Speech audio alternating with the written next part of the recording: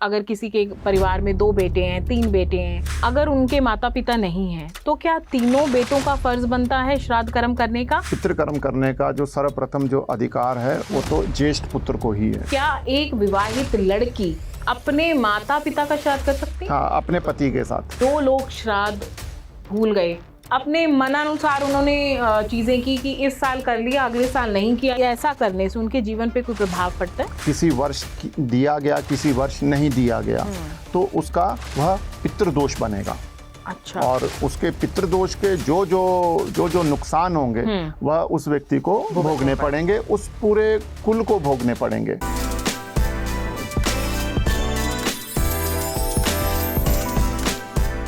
Hello दोस्तों, आज के पॉडकास्ट में हम बात करेंगे पितृदोष के बारे में। तो आज के पॉडकास्ट को आप बहुत ध्यान से सुनिए, क्योंकि इन सब बातों पे चर्चा करने के लिए हमारे साथ हैं स्वामी सर्वेश्वरानंद भैरव जी। स्वामी जी, आपका बहुत बहुत स्वागत है। जी, आपके सभी दर्शकों को, सभी को, आप लोगों को हमारा बहुत आशीर्वाद है जी। महाराज जी, श्राद्ध कर्म जैसे कि सब हिंदू धर्म में मोस्टली लोग जो हैं वो करते ही करते हैं। श्राद्ध कर्म में जो मेन बात रहती है वो रहती है किसी का श्राद्ध कब है, वो कई बारी लोग भूल जाते हैं, क्योंकि ये होता है कि घर में जो बड़े बुजुर्ग होते हैं तो उनको वो तिथियां याद रहती हैं, क्योंकि श्राद्ध कर्म जो है वो हम देसी महीने की जो हमारी पंचांग के अकॉर्डिंग जो तिथियां हम उनके अकॉर्डिंग करते हैं।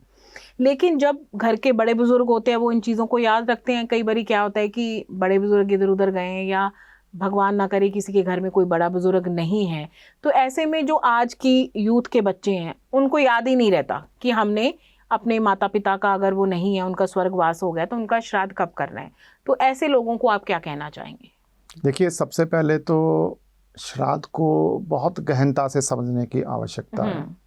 अधिकतर लोगों ने श्राद्ध को एक कर्मकांड तक ही सीमित करके रख दिया है कि शायद एक कोई कर्मकांड की विधि है जिसको बस हमने संपादित करना है।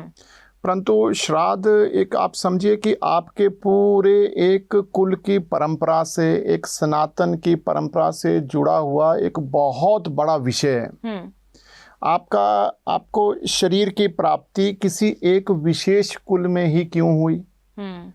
किसी व्यक्ति, क्योंकि हिंदू जो सनातन जो धर्म है, हिंदू धर्म है, उसमें पुनर्जन्म को माना जाता है। जी बिल्कुल। और शाश्वत सत्य भी यही है। तो किसी व्यक्ति की अगर मृत्यु होती है तो मृत्यु उपरांत वह पुनः शरीर की प्राप्ति करता है। अब उसे किस कुल में शरीर की पुनः प्राप्ति होगी, यह उसके कर्मों के ऊपर, जो उसने शरीर में रहते हुए किस तरह के कर्म किए, जो उसके प्रारब्ध संचित कर्म है, उसके ऊपर निर्भर करेगा। कैसा कुल मिलेगा, कैसा शरीर मिलेगा। तो आपको एक विशेष कुल के डीएनए की प्राप्ति होती है जिसमें आपका जन्म होता है। आपको किसी बहुत ही प्रसिद्ध कुल में या किसी निम्न स्तरीय कुल में भी यदि शरीर की प्राप्ति हुई है तो भी आपके ऊपर दोनों अवस्था में ऋण बनता है। अच्छा। आपके पितरों का, आपके माता पिता का। उस कुल में जितने भी प्रसिद्ध व्यक्ति रहे हैं, कोई उसमें संत रहा होगा, कोई उसमें समाज सेवक रहा होगा, अन्य तरह तरह के लोग रहे होंगे जिससे कुल की प्रतिष्ठा बढ़ी। अब आपने जब जन्म ले लिया और आप उस कुल में पले बड़े, आपने परिवार के हर तरह की भूमि की, हर तरह की सुविधाओं का आनंद लिया, और अब आपके माता पिता या शरीर छोड़कर चले गए, तो श्राद्ध अब आपके लिए मात्र कर्मकांड का विषय नहीं है। श्राद्ध आपका एक दायित्व है कि आपको अपने दायित्व का निर्वाह करना होगा, और सभी लोगों का, जितने भी पूर्वज आपके कुल में रहे हैं, उनका धन्यवाद करने के निमित्त श्राद्ध कर्म किया जाता है। और ऐसा जो हमारे सनातन की जो मान्यता है कि जो आप श्राद्ध में, क्योंकि श्राद्ध के जो जितने भी श्राद्ध के दिन होते हैं उन दिनों में देवी देवताओं की पूजा नहीं होती है, मात्र पितरों की पूजा होती है। और पितर विशेष रूप से उन दिनों में धरती पर अवतरित होते हैं। बिल्कुल। और वह अपने कुल के व्यक्ति से अपेक्षा करते हैं कि वह कुल का व्यक्ति जिसने उस कुल में जन्म लिया, और वह उनके निमित्त कुछ भी भेंट, पूजा, भोजन, अन्न, दान, पुण्य कुछ ऐसा करे जिससे उन्हें संतुष्टि मिले, उन्हें आनंद की प्राप्ति हो। और यदि वह कहीं पर ऐसी अवस्था में है कि कुछ क्षीण अवस्था में है किसी भी कारण से, तो उन्हें बल की प्राप्ति हो। इसके निमित्त पिंडदान, श्राद्ध कर्म, जप, तर्पण और दान पुण्य जो भी विधियां की जाती है वो इसी के निमित्त की जाती है।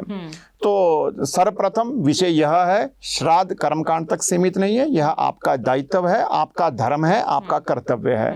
और हर व्यक्ति को वैसे तो यह ज्ञान होना चाहिए। यह माता पिता का कर्तव्य है कि वह अपने बच्चों को बताएं कि श्राद्ध की तिथि क्या है। और यदि किसी भी कारण से आपको इस तिथि का ज्ञान नहीं है, तो अमावस्या की जो सकल पितृ अमावस्या जो रहती है उस पर आप अपने सभी पितरों का श्राद्ध कर सकते हैं। और यदि आपको यह भी ज्ञान नहीं है कि मेरे पितरों के नाम क्या है, तो आप सकल पितर संबोधित करते हुए कि समस्त पितरों के लिए, जितने भी मेरे कुल में पितर रहे हैं उन सभी के निमित्त मैं यह श्राद्ध कर रहा हूँ। तो आपको श्राद्ध कर्म आपको करना चाहिए। एक और विषय यह है कि बहुत सारे लोग यह कहते हैं कि हमारे तो परिवार में कई समय से श्राद्ध खंडित हो चुका है या हुआ ही नहीं है, या किसी कारण से हम इस वर्ष में नहीं कर पाए। तो उन लोगों के निमित्त भी शास्त्रों में विधान है कि जिसका श्राद्ध नहीं हुआ है या श्राद्ध करने के उपरांत भी पितृदोष रहता है, तो ऐसे लोगों को त्रिपिंडी श्राद्ध करवाना चाहिए। अपने मन अनुसार उन्होंने चीजें की कि इस साल कर लिया, अगले साल नहीं किया, या उससे अगले साल कर लिया, मतलब जब मन करा दान कर दिया, नहीं मन करा तो श्राद्ध में अपने पितरों के निमित्त उन्होंने नहीं श्राद्ध किया। ऐसा करने से उनके जीवन पे कोई प्रभाव पड़ता है? हाँ, निश्चित तौर पर उन्होंने अपने जो उनका दायित्व था उसका ढंग से निर्वाह नहीं किया। अच्छा। क्योंकि पितर तो हर वर्ष आ रहे हैं, उनकी अपेक्षाएं तो हमेशा सदैव ही वह रहेगी कि जो उसके परिवार का जो भी व्यक्ति है वह उनके निमित्त कुछ दान पुण्य श्राद्ध करेगा। अच्छा। परंतु वह किसी वर्ष दिया गया, किसी वर्ष नहीं दिया गया, तो उसका वह पितृदोष बनेगा।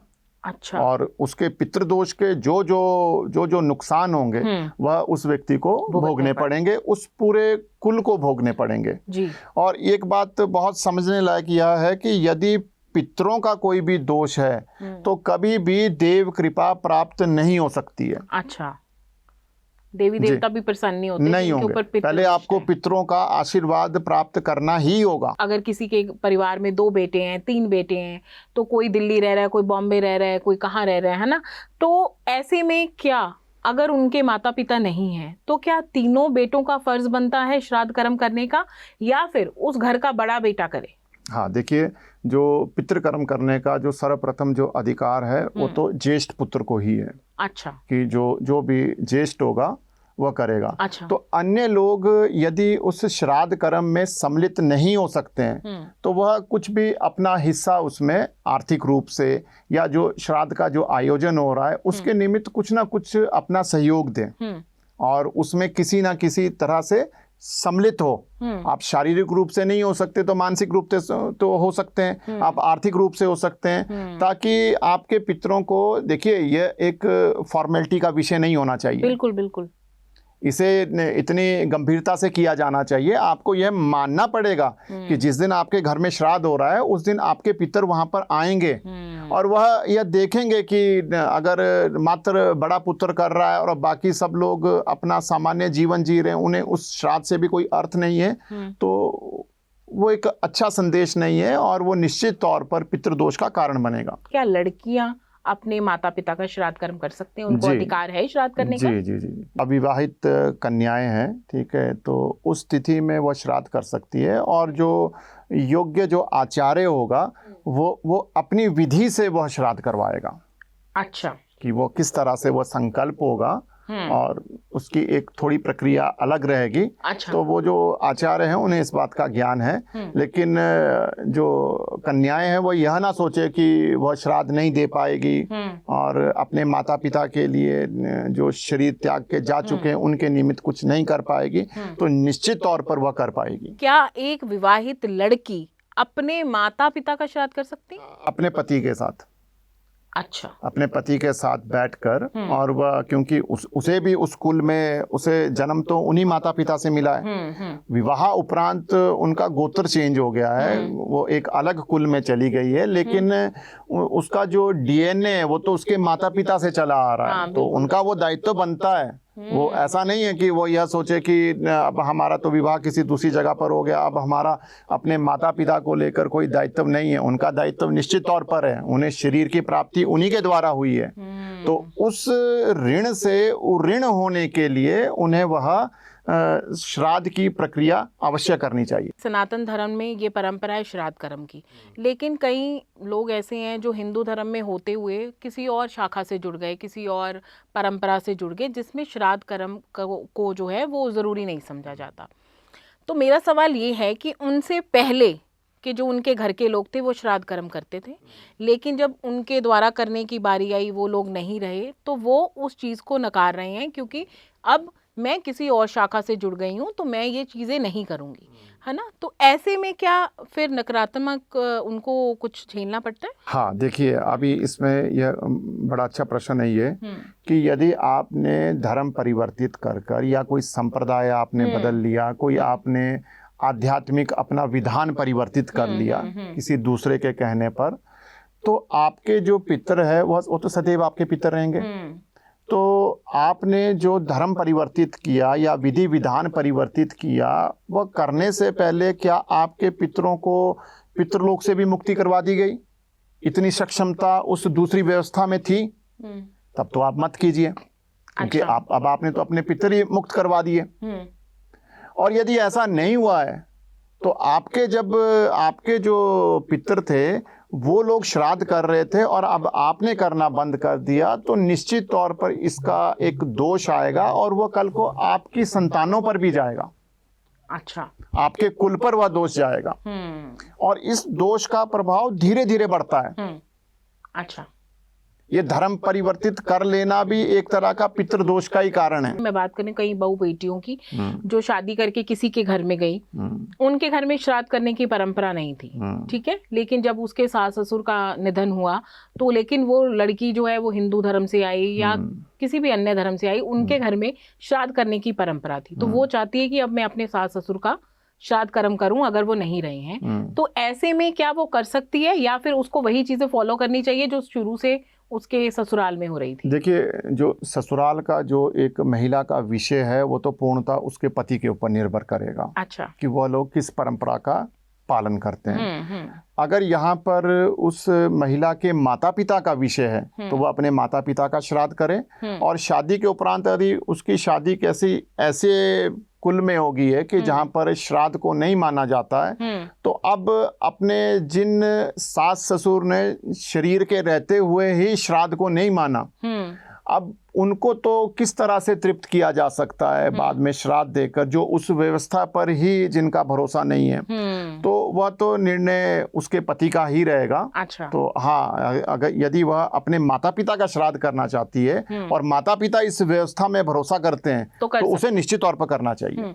पर अगर ऐसे में कोई करता है ससुर का, अगर उसकी सास नहीं करती थी या ससुर नहीं करते थे, जो भी थे, तो अगर वो बहू उनके घर की श्राद्ध करती है तो उसके लिए वो कोई नुकसानदायक बात तो नहीं होनी चाहिए, क्योंकि वो तो उनके निमित्त जाकर दान कर रहे हैं। जी जी, वो कर सकती हैं। बिल्कुल कर सकती है। जी गुरुजी, एक और सवाल मेरा आपसे है जो कि श्राद्ध से ही जुड़ा है। ये तो हमने सारी श्राद्ध के ऊपर बात की, लेकिन श्राद्ध से जुड़ा एक और टॉपिक है, वो है पितृदोष। मान्यता है कि अगर हम श्राद्ध कर्म पूरी विधि विधान से करते हैं या जिसका श्राद्ध करना है उसके नाम से अगर हम चीज़ें दान पुण्य करते हैं तो कहीं ना कहीं पितृदोष जो पितृ ऋण है हम उससे मुक्त हो जाते हैं, ठीक है।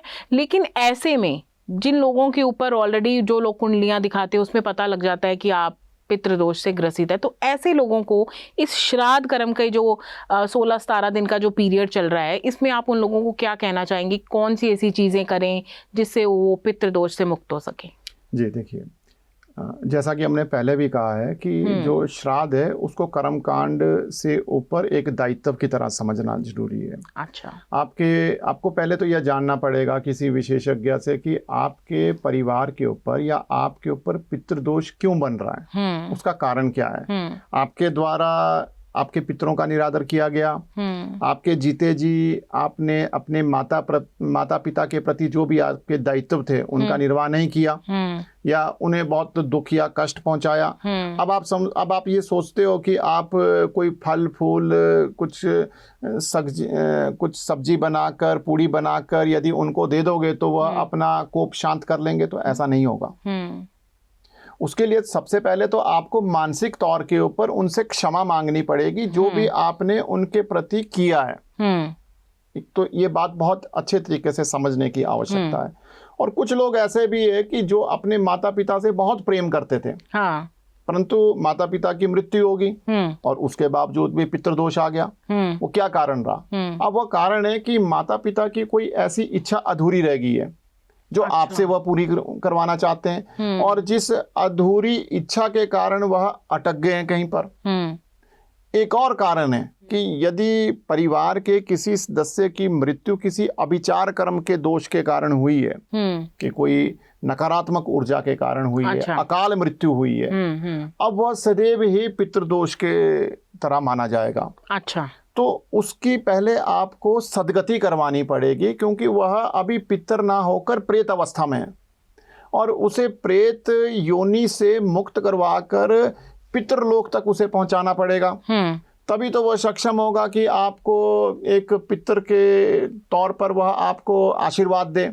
और जो आप श्राद्ध जो उसके निमित्त करेंगे वह एक पितर के लिए किया जाएगा, वह पितृलोक में आपके पितरों को प्राप्त होगा। परंतु जिसे आप अपना पितर मान रहे हैं वह तो अभी प्रेत अवस्था में पड़ा है, तो वह उसे ग्रहण नहीं कर पाएगा। तो इसलिए इसमें आपको किसी विशेषज्ञ का ही सहारा लेना पड़ेगा, जो आपके जिन्हें आप पितर मान रहे हैं लेकिन वह प्रेत योनि में है, उनको प्रेत योनि से मुक्त करवा सके। और आजकल बहुत से लोगों के साथ यही विषय है कि कोई जैसे कोरोना में बहुत सारे लोग मर गए, कोई रोड एक्सीडेंट में मर गया, या कोई कुछ उसके ऊपर ऐसा कुछ किया गया कि उसकी मृत्यु होगी। तो अब आपका यह दायित्व बनता है कि यदि आपके परिवार में किसी व्यक्ति की ऐसे मृत्यु होगी है तो आप उसे उसके उचित स्थान पर पहुंचाएं, और उसके निमित्त जो कुछ भी प्रक्रियाएं संपादित की जानी चाहिए वह किसी विशेषज्ञ से परामर्श लेकर आप करें।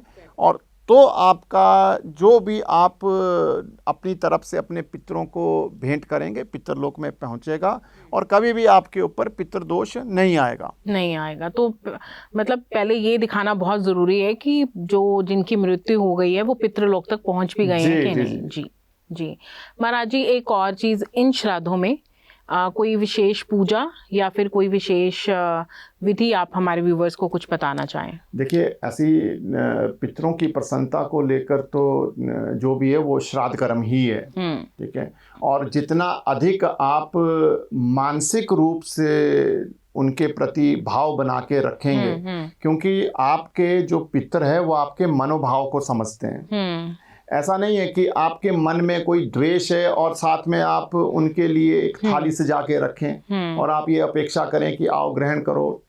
तो उस भाव से दिया गया कुछ भी दान पुण्य या किया गया श्राद्ध वो व्यर्थ है। आपको सम्मान करना चाहिए अपने पितरों का, उनका आदर करना चाहिए। आदर पूर्वक मात्र यदि आप कुछ भी उनको अर्पित करेंगे, उनको जल भी अर्पित कर देंगे, तो उससे भी उन्हें तृप्ति मिलेगी, क्योंकि वह सिर्फ और सिर्फ आपके प्रेम की उनको अपेक्षा है, और जो उनका मान सम्मान जो वो आपसे अपेक्षा करते हैं वह बना रहे। तो आप जो भी प्रक्रियाएं श्राद्ध की बताई गई है वह निश्चित है, आप उसी की पालना करें और अपने मन में बस उनके प्रति एक भाव श्रद्धा बना के रखें कि मैं आपके निमित्त ये चीजें कर रहा हूँ, और मेरे से अगर कोई भूल हो गई तो मुझे माफ करें, और जो मैंने चीजें आपके लिए आज बनाई आप उनको ग्रहण करके और तृप्ति आपको मिले, आशीर्वाद दें। तो पितरों का आशीर्वाद बहुत फलित होता है, बहुत फलित होता है। बहुत से ऐसे कुल है जो मात्र पितरों के आशीर्वाद के ऊपर ही फल फूल रहे हैं। जी। जी, तो ये विश्वास का विषय है, तभी सनातन धर्म में हमारे हर एक चीज़ को पूजा जाता है, हर एक चीज़ किसी न किसी तरह से हम उसको पूजते हैं, ताकि हमारे कुल पे, हमारे घर पे, हमारे परिवार पे जो है किसी तरह का कोई बुरा साया न, और सब सुख समृद्धि से रहे। तो श्राद्ध भी उनमें से एक कर्म है। जी, बहुत बहुत धन्यवाद महाराज जी, आपने इतनी अच्छी जानकारी हमारे व्यूवर्स को जो दी है। मिलेंगे हम अपने अगले एपिसोड में किसी नए एक और एक्सपर्ट के साथ, तब तक के लिए बाय बाय।